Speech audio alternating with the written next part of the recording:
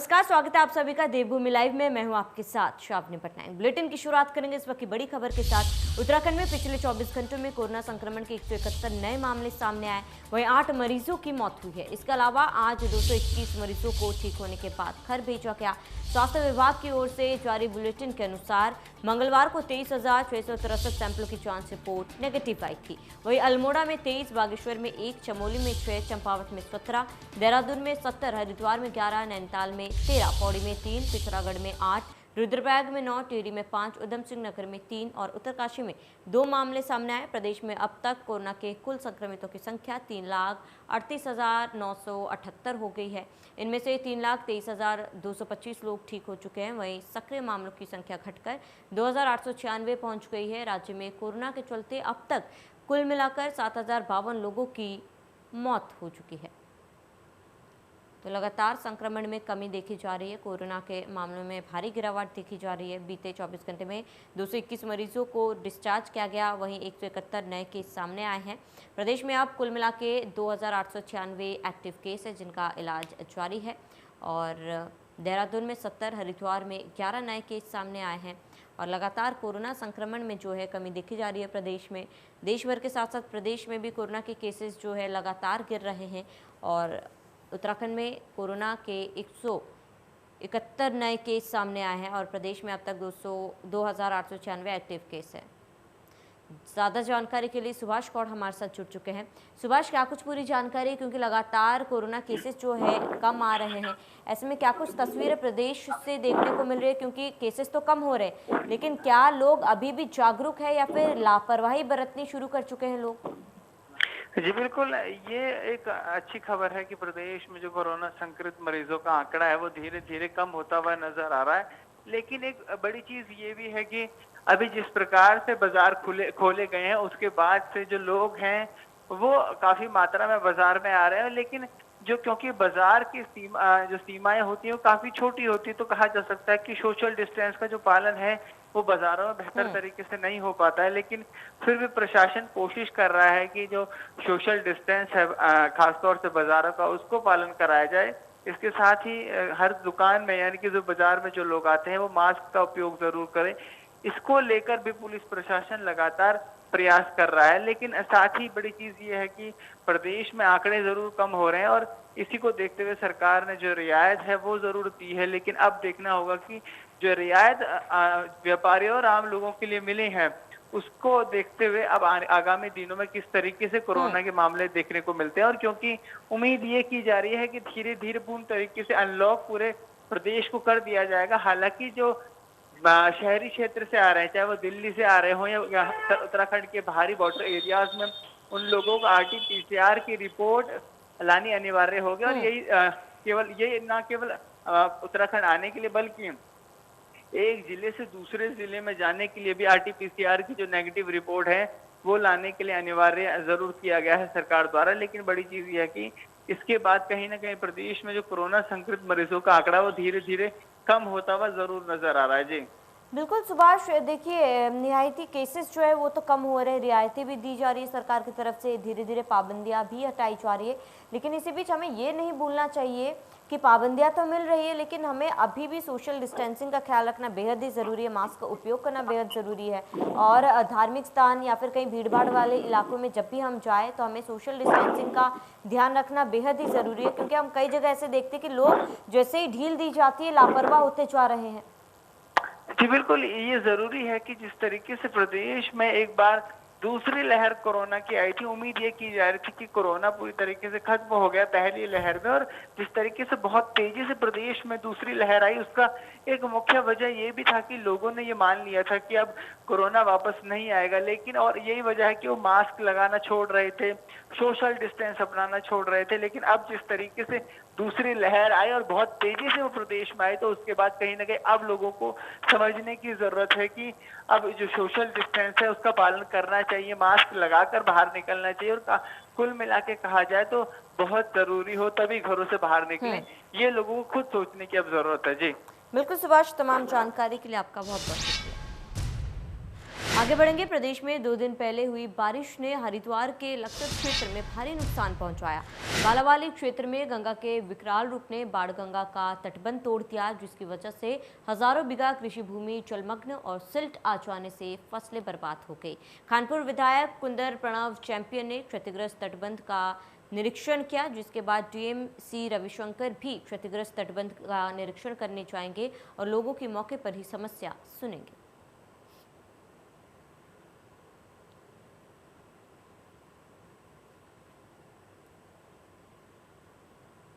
तो बारिश ने लक्सर इलाके में कहर मचाया। क्षतिग्रस्त इलाकों का निरीक्षण किया जा रहा है और गंगा के विकराल रूप ने बाणगंगा का तटबंध तक तोड़ दिया। तटबंध टूटने से हजारों बीघा फसल भी बर्बाद हो गई है।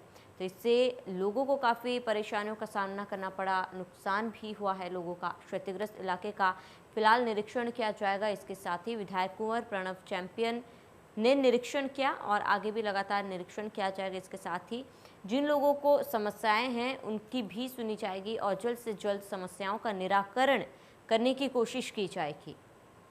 तस्वीरें आपको दिखा रहे हैं जहां पर तटबंध टूटने से हजारों बीघा फसल भी बर्बाद हो गई। लगातार हो रही बारिश से गंगा में जलस्तर बढ़ गया, जिससे लोगों को काफ़ी परेशानियों का सामना करना पड़ रहा है। विधायक कुंवर प्रणव चैंपियन ने भी जगह का इलाके का निरीक्षण किया। इसके साथ ही लोगों को उनकी समस्याओं का सुनने और निराकरण करने का आश्वासन भी दिया। गंगा के विकराल रूप ने बाणगंगा का तटबंध तोड़ा। हरिद्वार कुंभ में हुए आरटीपीसीआर घोटाले को लेकर उपनेता प्रतिपक्ष करण माहरा सरकार पर हमला बोला। करण माहरा ने कहा कि मुख्यमंत्री, मंत्री और अधिकारियों के खिलाफ कार्रवाई होनी चाहिए, क्योंकि सबसे बड़ा सवाल तो यह है कि जिस कंपनी को ठेका दिया गया उसने आरटीपीसीआर की गाइडलाइन का पालन नहीं किया और वो कंपनी बीजेपी के नेताओं की पहुंच वाली थी। सवाल ये है कि जो कंपनी गाइडलाइन का पालन कर ही नहीं रही थी, उसको इतने बड़े आयोजन का काम आखिरकार क्यों और किस शय पर दिया गया था। करण माहरा ने कहा कि कुंभ में हुए घोटाले को लेकर 25 जून को कांग्रेस हरिद्वार में सत्याग्रह भी करेगी।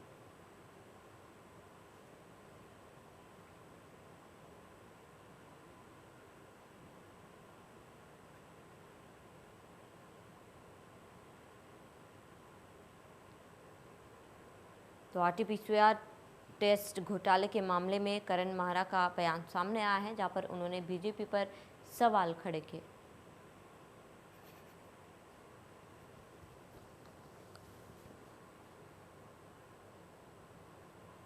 वहीं ज़्यादा जानकारी के लिए हमारे संवाददाता ताराचंद जोशी हमारे साथ जुड़े हुए हैं।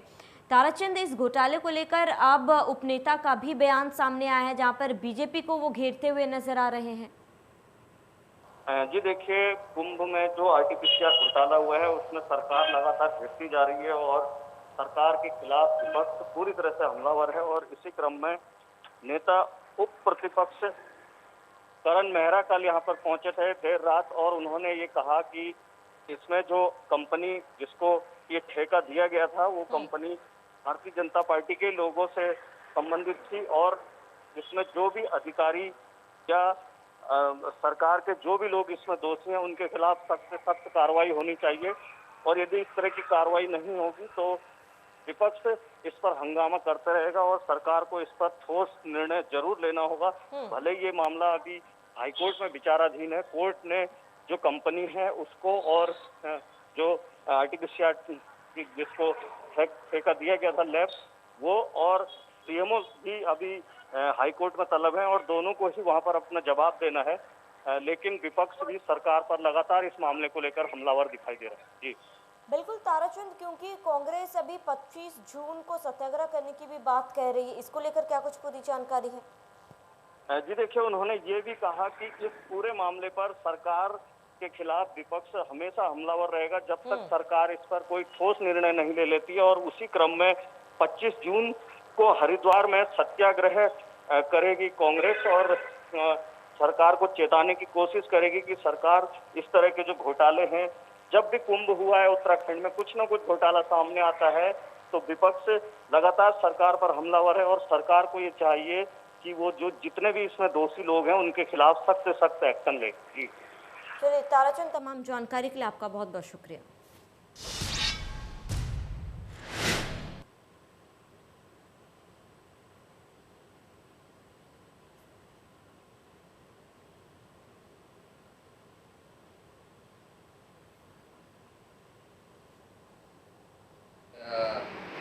आईसीएमआर की जो गाइडलाइन है, अगर आप उसको ढंग से पढ़ें, कंपनी को पूरे करने चाहिए, उसको पूरे करने चाहिए किसी लैब को, वो नॉर्म्स ये कंपनी नहीं करे है। और कंपनी जब ये कोरोना चला और इसमें जो टेस्ट करे जाते हैं कोरोना पॉजिटिव है या नहीं है, उसके लिए IMCR की गाइडलाइन है, उन्हीं को दिया जा सकता है। जो सबसे बड़े जांच का विषय है कि ये आखिर उनको ठेका दिया कैसे गया। 6 लाख लोगों की जांच हुई या 4 लाख लोगों की जांच हुई, ये जांच का विषय नहीं है। जांच का विषय यह है कि जो कंपनी नॉर्म्स को पूरा नहीं करती उसको क्यों दिया गया, क्या इस प्रशासन के खिलाफ भी कार्रवाई होनी चाहिए। और जांच में पैसा बहुत सेकेंडरी चीज़ है। तो कांग्रेस क्या करने वाली है? कांग्रेस अभी जल्दी, हम लोग लगातार प्रेस कर रहे हैं और 25 तारीख को उत्तरकाशी के सिरोर गांव की महिलाएं बड़ी संख्या में जिला पंचायत सदस्य चंदन और पूर्व क्षेत्र पंचायत सदस्य चंद्र नेगी के साथ डीएम कार्यालय पहुंची, जहां सभी ने होमगार्ड जवान विनय के कातिलों पर ठोस कार्रवाई की मांग की है। ग्रामीणों ने कहा कि हमें पुलिस प्रशासन पर पूरा भरोसा है, लेकिन ऐसे कातिल जिनके कारण एक पूरा परिवार बर्बाद हो गया, उनके खिलाफ ठोस से ठोस कार्रवाई होनी चाहिए। इस मौके पर डीएम मयूर दीक्षित ने भी ग्रामीणों को समझाते हुए कहा कि सभी न्याय पर पूरा भरोसा रखें। वहीं एसपी मणिकांत मिश्रा ने बताया कि हत्या के मामले में 2 आरोपियों को गिरफ्तार कर सलाखों के पीछे भेज दिया गया था। परिवार चाहता दोषियों के खिलाफ सख्त कार्रवाई हो, साथ मृतक के परिवार को उक्त विभाग में रोजगार दिया जाए।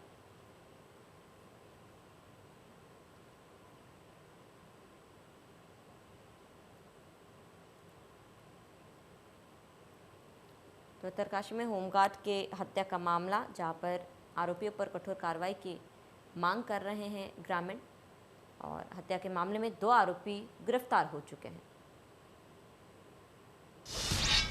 सीएम तीरथ सिंह रावत ने मंगलवार को सचिवालय में रेल विकास निगम के अधिकारी से Rishikesh Karnaprayag rail line project की कार्य प्रगति की जानकारी दी।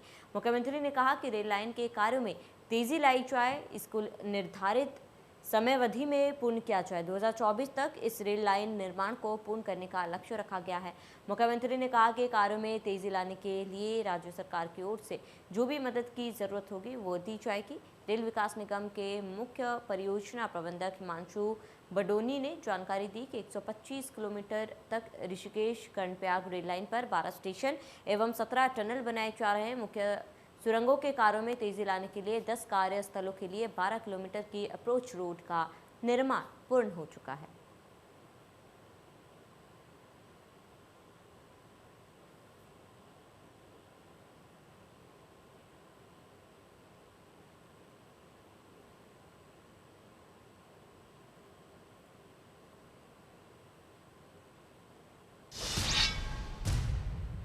राजधानी देहरादून में स्मार्ट सिटी परियोजना के तहत दून कनेक्ट योजना के शुभारंभ किया गया, जिसमें मुख्यमंत्री तीरथ रावत ने रायपुर से सेलाकोई के लिए 5 इलेक्ट्रिक बसों को हरी झंडी दिखाकर रवाना किया। मुख्यमंत्री तीरथ सिंह रावत ने कहा, स्मार्ट सिटी का जो सपना देखा गया था वो भी जल्द पूरा होगा।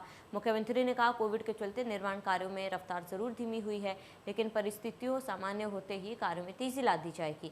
सरकार की तरफ से स्मार्ट सिटी परियोजना में प्रथम चरण में ISBT से राजपुर के लिए 5 बसें चलाई गई थी, और अब दूसरे चरण में रायपुर से सेलाकोई के लिए फुल इलेक्ट्रिक बसों को सीएम ने हरी झंडी दिखाकर रवाना किया है।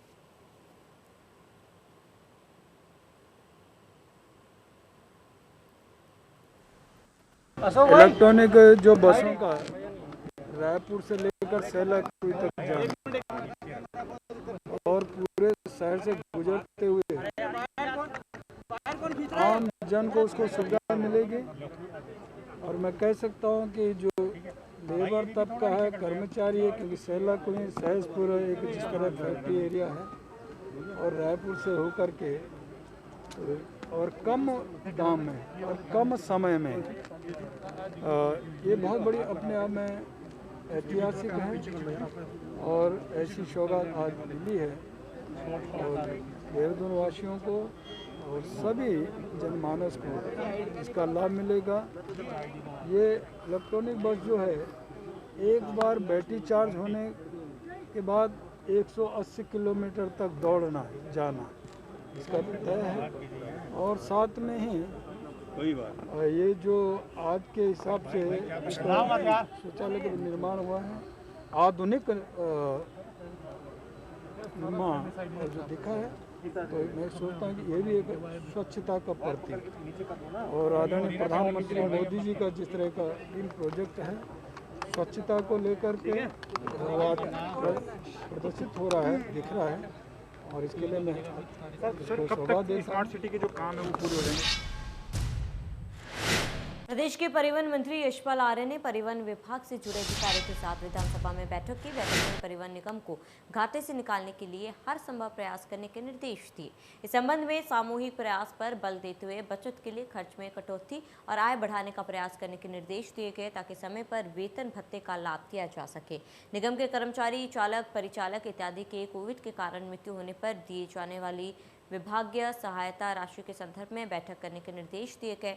उत्तर प्रदेश परिवहन निगम व उत्तराखंड परिवहन निगम को प्राप्त होने वाली परिसंपत्तियों के संदर्भ में मजबूत पैरोकारी नहीं करने पर असंतोष व्यक्त किया गया। परिवहन विभाग से संबंधित उत्तर प्रदेश और उत्तराखंड के मध्य संपत्ति का विवाद आपसी समन्वय और बातचीत से हल करने का निर्देश दिया गया।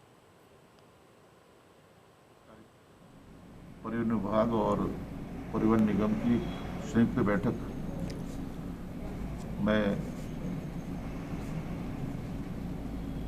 विचार विमर्श हुआ, क्योंकि 24 तारीख को माननीय मुख्यमंत्री जी से विस्तार से कई विषयों पर चर्चा होनी है,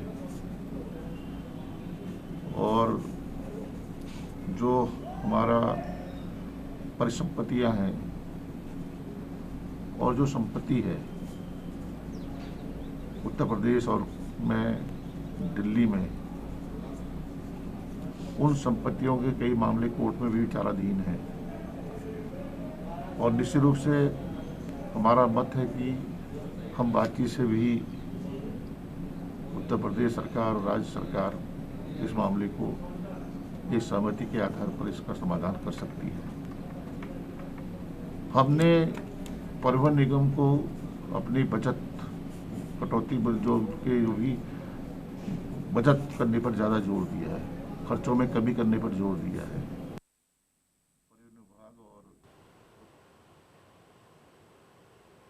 Mussoorie traders and welfare association के नेतृत्व में आंदोलन कर रहे व्यापारियों को पुलिस ने मसूरी देहरादून डायवर्जन पर रोक दिया था। व्यापारियों में भारी आक्रोश देखा गया। सैकड़ों व्यापारी ने मसूरी से पैदल चलकर देहरादून मुख्यमंत्री आवास के लिए कूच किया था और मुख्यमंत्री के सामने व्यापारियों की अनदेखी करने को लेकर विरोध प्रदर्शन जाहिर किया था, लेकिन व्यापारियों को पुलिस ने बीच रास्ते में रोक दिया।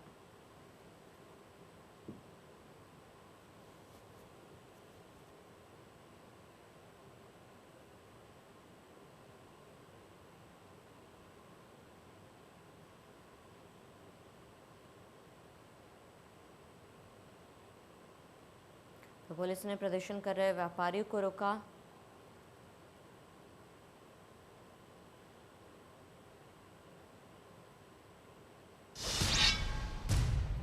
सुशीला तिवारी अस्पताल में इंटर्नशिप कर रहे डॉक्टर मानदेय बढ़ाने की मांग को लेकर कार्य बहिष्कार पर चले गए हैं। डॉक्टरों ने मांगों पर जल्द ठोस कार्रवाई न होने पर भूख हड़ताल की चेतावनी भी दी। इंटर्नशिप कर रहे डॉक्टरों का कहना है कि उनके अधिकतर साथी कोविड में भी ड्यूटी कर रहे हैं, लेकिन सरकार उनका मानदेय बढ़ाने को लेकर तैयार नहीं। इंटर्नशिप कर रहे डॉक्टरों का कहना है कि उनकी मांग जायज़ है और पूरे देश में उनका मानदेय सबसे कम है, लिहाजा परिस्थिति और मामले की गंभीरता को देखते हुए उनकी मांग को सरकार को तुरंत मान लेना चाहिए। यदि उनकी मांग सरकार नहीं मानती तो वो भूख हड़ताल पर चले जाएंगे।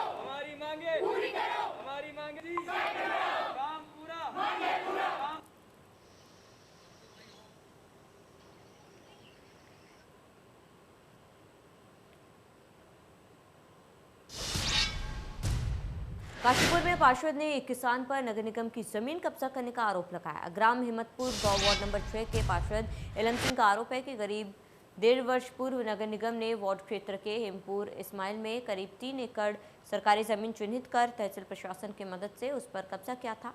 पार्षद का आरोप है कि अब उक्त जमीन पर क्षेत्र का एक किसान कब्जा कर रहा है, जबकि सरकारी जमीन पर कब्जा नहीं किया जा सकता। मामले में मेयर उषा चौधरी ने कहा कि उक्त जमीन नगर निगम की है। पटवारी व स्थानीय प्रशासन द्वारा जमीन के चारों ओर तार बाड़ की जाएगी, जिसमें उस पर कोई कब्जा ना कर सके।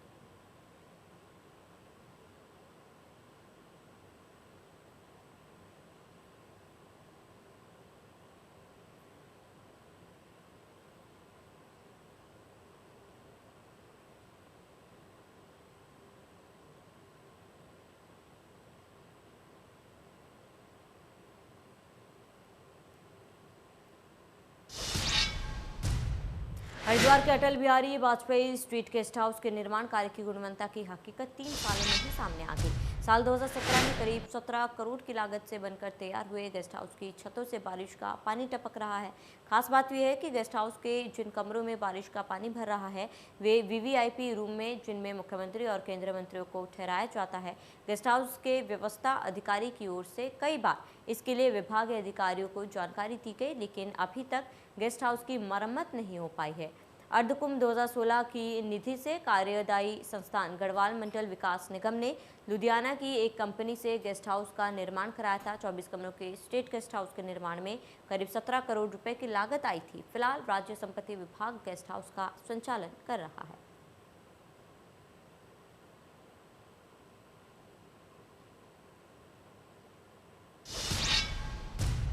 रुड़की में बाइक चोरी की घटनाओं पर अंकुश लगाने के लिए एसएसपी हरिद्वार के निर्देश पर जनपद में चेकिंग अभियान चलाया जा रहा है, जिसके तहत भगवानपुर थाना पुलिस को एक बड़ी सफलता हाथ लगी। पुलिस ने अंतर्राज्यीय वाहन चोर गिरोह के 2 सदस्यों को 13 चोरी की मोटरसाइकिलों के साथ गिरफ्तार किया है। सफलता मिलने पर एसएसपी ने पुलिस टीम को 25,000 के इनाम की घोषणा की है।